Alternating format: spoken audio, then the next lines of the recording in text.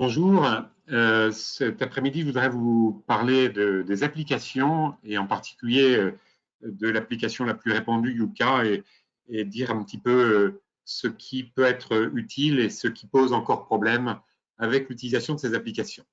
Alors aujourd'hui, le consommateur est en face d'étiquettes de plus en plus grandes, nombreuses, qui représentent plus pour lui un casse-tête et sont une difficulté au choix dans la mesure où on a peu le temps de les lire et on a beaucoup de difficultés pour les interpréter lorsque on essaye de les déchiffrer. Et donc, bien sûr, le consommateur cherche des informations fiables et rapidement interprétables avec de nouveaux outils. Et c'est le cas, par exemple, du QR code qui peut être flashé par le consommateur lorsqu'il est devant le produit alimentaire. Alors, imaginez demain une étiquette comme celle-ci. Vous vous poseriez des questions à juste titre. Est-ce que vous le mangeriez, cette étiquette qui mentionnerait tous les composés de cet aliment vous rassurerait-il?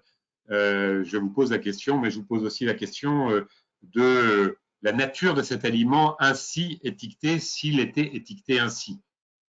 Alors, vous seriez sans doute, ou vous allez sans doute être étonné en découvrant que cet aliment, c'est la fraise, qui est un peu plus naturelle et qui, naturellement, contient des dizaines et des dizaines de composés chimiques, tous naturels et pourtant tous composés chimiques. C'est dire que c'est extrêmement difficile de déchiffrer une étiquette et de l'interpréter malgré tous les E que vous pouvez voir sur cet aliment tout à fait naturel. Alors, les applications peuvent être une aide à la décision, bien entendu, parce qu'il y a de plus en plus de choix, parce que le bon sens n'est pas le plus partagé, et puis parce qu'en moyenne, les gens mettent 5 secondes pour choisir un aliment. Souvent, d'ailleurs, uniquement, ce sont des marques qu'ils choisissent. Alors, dans ce domaine-là, est-ce que l'application peut être une aide à la compétence? Et de façon un petit peu abrupte, je dirais, pour donner d'autres illustrations, est-ce que depuis que les enfants ou les adultes ont des calculatrices pour compter, est-ce qu'ils comptent mieux? Depuis qu'il existe des correcteurs d'orthographe et des traitements de texte, est-ce que les adultes et les enfants écrivent mieux? Et depuis qu'il existe des GPS, est-ce que les adultes savent mieux se servir d'une carte? Pour dire que finalement, ces outils extrêmement modernes sont peut-être une assistance, sont probablement pas une aide à la compréhension, la compétence réellement, et on peut craindre de perdre de plus en plus notre capacité à faire un choix dicté sur une compétence. Alors, ces applications, cependant, existent et elles ont comme but, bien sûr, d'essayer d'apporter une information juste, utile, parce que le consommateur est perdu et puis aussi parce qu'il est de plus en plus angoissé. La question va être de savoir si les applis augmentent ou diminuent l'angoisse. C'est encore quelque chose qui mériterait d'être exploré. Elles peuvent et elles servent aussi, bien entendu, et c'est très important, à augmenter la transparence. Il est normal que quand on achète un produit, on sache ce qu'il y a dedans, comment il a été fait, d'où il vient, et il est légitime que le consommateur réclame ce type d'outil, même s'il n'a pas forcément conscience qu'il va perdre un peu de compétences, voire d'indépendance, mais elle est plébiscitée et on comprend pourquoi. Et il est normal que nous ayons accès à une information et comme le volume des étiquettes n'augmente pas, eh bien là, on a une aide. En effet, personne ne peut nier que l'information soit nécessaire. Pour autant, l'information qu'on nous donne pourrait éventuellement être nuisible si elle était trop schématique. Et le nutritionniste, le diététicien n'aime pas beaucoup que l'on considère qu'il y a des bons ou des mauvais aliments, des aliments classés selon des couleurs, noir ou blanc par exemple, parce que la nutrition, ce n'est pas du noir ou du blanc, c'est du un peu, c'est du un peu plus, un peu moins, c'est de la variété, etc. Et donc, si l'information qui est donnée aboutit à un jugement dogmatique et arbitraire, et si en plus on perd notre propre indépendance, notre propre liberté, notre propre compétence, on peut se poser des questions. Ce n'est plus une information, c'est un jugement. Pour autant, les Français, les applis semblent quand même faire bon ménage. D'abord parce que selon un sondage OpinionWay, 83% des gens s'informent sur les produits alimentaires. Et c'est une bonne chose. 64% le font en lisant les étiquettes. Ils ne savent pas toujours les interpréter, ce qui est tout à fait logique. Et 17%, et ça augmente, ça va augmenter encore, utilisent les applications mobiles. C'était il y a quelques mois et ça a sans doute augmenté depuis. Pour autant aussi, ils sont critiques car les informations sur les emballages leur semblent pour un certain nombre peu complètes, insuffisantes, imprécises et peu fiables. Donc, c'est dire qu'ils n'ont pas toujours confiance dans cette étiquette. Ont-ils plus confiance dans le contenu des applis? Eh bien, probablement, on peut le penser, puisque Yuka est plébiscité, avec 1,5 million de produits référencés, 16 millions d'utilisateurs, 5 millions de produits scannés par jour, et vous voyez, les chiffres sont absolument sidérants. Il y a un véritable engouement, ça correspond sans doute à une attente. Yuka n'est pas la seule, mais Yuka est en tête. Il existe beaucoup d'autres applications qui sont utilisées pour scanner avec un flashcode les aliments. Je ne parle pas des applications pour apprendre à manger, je parle d'applications pour connaître les aliments, et j'en ai cité quelques-unes avec le Code Online Food, par exemple, de l'ANIA, et sa plateforme Numalim, mon assistant conso, c'est quoi ce produit, Scanit, ScanUp, il y a quoi dedans, etc., etc., Qualito, et j'en passe et des meilleurs.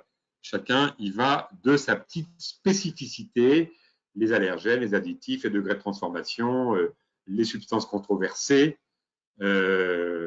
qui créent d'ailleurs plutôt d'angoisse qu'autre chose, etc., etc. Alors, sur quoi repose-t-elle? La quasi-totalité repose sur Open Food Facts, Food Facts, qui est une association sans but lucratif créée en 2012 et qui a analysé 1 million de produits vendus dans 180 pays, qui est labellisé par Santé publique France et qui utilise donc l'échelle Nova, entre autres, et qui est utilisé par plus d'une centaine d'applications qui répertorie les ingrédients, les allergènes, la composition, le Nutri-Score et pourquoi pas l'éthique. Le Nutri-Score est quand même au cœur de ces applications et de Yuka, puisqu'il est partie intégrante de Yuka, avec 60% de la note. Le Nutri-Score, lui, est lui-même basé sur deux composantes, une composante négative et une composante positive, que vous voyez ici. Négatif, énergie, acides gras saturés, sucre, sodium. Positif, les protéines, sauf dans deux conditions. N'est pas pris en compte si le score négatif est supérieur à 11 et n'est pas pris en compte s'il n'y a pas plus de 80% de fruits et légumes.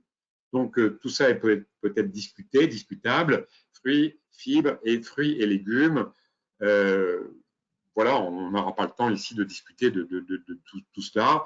On peut être surpris un petit peu qu'on considère que l'énergie est négative. Ce qui est vrai, c'est que trop d'énergie par rapport à ce qu'on dépense est négatif.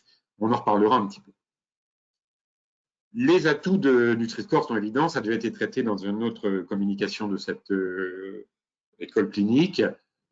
Quand le score est bas, il est associé, quand le score est plutôt A ou B, il est associé à une meilleure santé dans les études épidémiologiques. Donc, manifestement, là, il y a un plus. Les faiblesses, c'est le mode de calcul pour 100 grammes.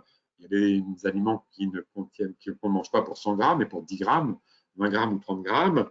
Il n'y a pas de prise en compte de l'effet matrice, notamment très important pour les graisses saturées, parce que selon leur origine et leur matrice alimentaire n'ont pas le même effet. On peut discuter aussi des deux traitements pour les protéines, parce que finalement, des protéines, c'est toujours des protéines, qu'elles soient végétales ou animales, mais bon, ça peut se discuter. Il n'y a pas prise en compte de tout, mais c'est vrai que ce serait peut-être un peu rendre encore plus de complexité d'intégrer calcium, fer, autres micronutriments, polyphénols, etc. l'interprétation ne tient pas assez compte, peut-être dans la communication auprès des consommateurs, que même si c'est E, si on en consomme peu, même si c'est D, si on en consomme pas souvent, ça va. On a l'impression quand même qu'on crée deux classes, les bons et les mauvais aliments. C'est pas du tout ma perception de la nutrition.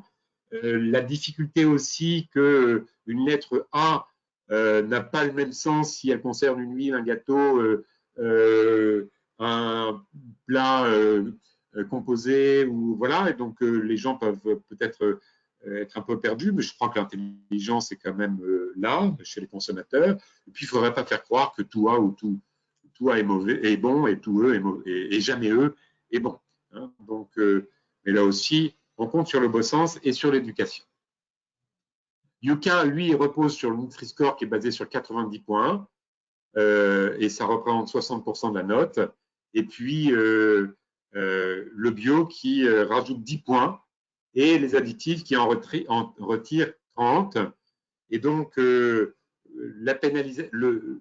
bonus bio est clair, la pénalisation additive est plutôt compliquée, et c'est un peu un a priori. Et donc, au total, Yuka va donner 4 catégories. En général, 5, c'est toujours mieux, parce que comme ça permet d'avoir quelque chose qui est intermédiaire. Mais là, ils ont choisi 4. 0 à 24, donc mauvais. Ensuite, médiocre. Ensuite, bon. Ensuite, excellent. Et Yuka va donner les alternatives. Donc, pourquoi pas. Alors, je suis allé flasher les lunettes de roman à la myrtille, qui est un délicieux biscuit à la myrtille, qui est vraiment absolument apprécié des consommateurs, dans ma famille en tout cas. Et Yuka trouve qu'il y a des défauts, il y a trop de sucre, il est trop gras, il y a trop de calories, et puis il y a plein d'additifs, et en particulier un qui représente aux yeux de Yuka un risque élevé, et du coup, eh bien, la note des lunettes de roman pour Yuka est de 1%, ce qui est absolument catastrophique. Yuka nous donne 1%,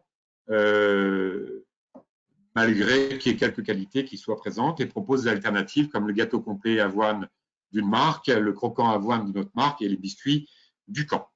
Donc, je trouve que c'est un petit peu désespérant d'avoir une si mauvaise note pour un si bon biscuit. C'est ce qui me fait dire que pour moi, c'est la nutrition une pochette surprise, avec les calories, les sucres, les graisses qui sont mauvais, les protéines qui sont tantôt bonnes, tantôt mauvaises, et puis toujours cette notion de quantité, de fréquence, parce qu'une lunette de roman, c'est pas 100 grammes, c'est 2 fois moins. Et puis, si on n'en mange pas souvent, voilà. Les jugements, les arguments qui sont donnés par Yuka sur les additifs dangereux sont parfois justes, mais sont souvent fallacieux. Les biphosphates, on nous dit que le phosphore, on en mange de trop, et que l'hyperphosphorémie est dangereuse. L'hyperphosphorémie est rarissime, et donc c'est un raccourci. L'Académie d'agriculture de France, d'ailleurs, s'est prononcée sur Yuka, avec le discours que vous voyez ici. Et puis enfin, sur le bio, bien que le bio soit encouragé pour des raisons environnementales, il n'y a pas de bénéfice nutritionnel et pour la santé qui soit formellement établi. Pour ce qui concerne les additifs, brièvement, rappelez que E, ça veut dire évaluer, ou Europe, comme vous voulez, et que les additifs ne sont pas tous mauvais, même si certains sont inutiles, et qu'on encourage encore, on voit encore plutôt, malheureusement, la circulaire de juif sur les additifs qui circulent et qui est un faux. Et donc, il faudrait quand même essayer de distinguer ceux qui sont inutiles, comme les colorants, et ceux qui sont utiles pour la conservation ou la sécurité, comme les nitrites, par exemple. C'est ce que j'ai mis ici. Les nitrites sont extrêmement utiles. Le rapport bénéfice-risque est en faveur du bénéfice. Et puis d'autres sont tout à fait banaux, bénins, alors que d'autres, au contraire, et Yuka peut avoir un effet d'alerte utile, comme le dioxyde de titane, doit être pris en considération et retiré, et c'est le cas. Alors pourquoi il y a un succès? Eh bien parce que c'est simple, c'est accessible, c'est séduisant, c'est dichotomique, ou presque, bon ou mauvais, et puis probablement parce que c'est un peu démagogique, et c'est ce que les gens veulent en disant c'est bon ou c'est mauvais. Les nutritionnistes et diététiciens ne raffolent pas. Les côtés positifs, parce qu'il y en a quand même toute une gamme, c'est ça renforce l'intérêt des consommateurs pour leur alimentation. Ça peut encourager les consommateurs à faire de meilleurs choix et à réduire la fréquence et la taille des portions de ceux qui sont mal notés. Ça pousse les industriels à revoir leurs copies et ça valorise leur progrès. Ça apporte facilement des données qui peuvent être utiles pour le consommateur, puisque c'est très accessible, et c'est un véritable contre-pouvoir pour l'industrie agroalimentaire, et ça peut jouer un rôle de lanceur d'alerte. Il y a quelques faux pas, et je ne les ai pas tous ici. J'ai parlé des lunettes de Roman, mais le miel est mal noté, on est désolé. Le fromage blanc hyperprotéiné à 0% est bien noté, alors que le fromage blanc à 20 ou 40% ne l'est pas, c'est dommage. L'alternative au petit beurre me désole. Les sardines au naturel sont moins bien notées que les sardines à l'huile de tournesol. Et le beurre de micelle est moins bien noté que l'oméga 3 tartine vegan. C'est aussi désolant. La Fédération espagnole des industries agroalimentaires a porté une plainte auprès d'un organisme d'autocontrôle. On ne va pas s'étaler. C'est un peu leur rôle en tant qu'industriel que d'essayer aussi de faire un contre-pouvoir aux lanceurs d'alerte ou aux contre-pouvoirs. Les inconvénients, je termine, c'est que ça accroît les peurs alimentaires, ça peut augmenter la perte de confiance dans l'alimentation, ça entretient un certain degré d'orthorexie, et on voudrait qu'on insiste plus sur la variété et sur les quantités, ce serait important, et pourquoi pas sur la notion de plat ou de recette, c'est ce qu'on va suggérer. Sur les peurs alimentaires, on a déjà parlé, l'exemple de la fraise qui fait peur, et donc attention à ne pas y contribuer. D'ailleurs, c'est tellement vrai que 79% des Français jugent probable le risque que les aliments nuisent à leur santé. On aimerait bien leur faire comprendre que manger fait du bien également. Et donc, c'est un peu une autoroute vers l'orthorexie et risque de faire disparaître la joie de manger. Donc, comment faire? Je n'ai pas la réponse absolue. Par exemple, on pourrait aller vers des recettes qui seraient labellisées Nutri-Score plutôt que des aliments. Et vous voyez, par exemple, le jambon cuit supérieur, il passe de E à A, et les lardons de E à B, si on les intègre dans des recettes. Je plaide pour inclure des recettes, surtout quand elles sont traditionnelles. Et donc, les pistes de progrès, c'est une approche beaucoup plus scientifique des additifs, une approche nutritionnelle, sortir du jugement catégorique, et puis une approche éducative. Et pour les nutritionnistes et les diététiciens, il faut maintenir le cap que la variété, la modération, c'est le plaisir, mais il faut aussi intégrer le fait que les gens utilisent des applications, il va falloir faire avec, on ne peut pas faire autrement, et éduquer les consommateurs. Voilà, donc en conclusion, les applications vont faire partie de l'univers des consommateurs. Elles ont des avantages, elles ont des défauts. Il faut aller vers toujours plus de transparence, mais il faut aussi aller vers plus de nuances pour être vraiment positif dans le sens d'une bonne éducation alimentaire. Voilà ce que je voulais dire cet après-midi et je suis très ouvert à la discussion sur cette présentation. Merci.